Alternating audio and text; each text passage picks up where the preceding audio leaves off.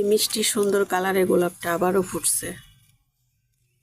গোলাপটা কখন ফোটে আমি বুঝতেই পারি না, যখন শেষ মুহূর্ত তখনই চোখে পড়ে।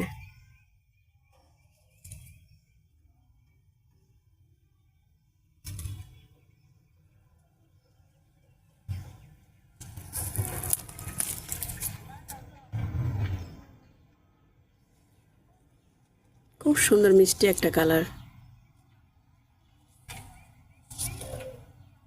ক্যামেরায় সঠিক কালারটা আসতেছে কিনা বুঝতে পারতেছি না, তবে বাস্তবের কালারটা বেশি সুন্দর।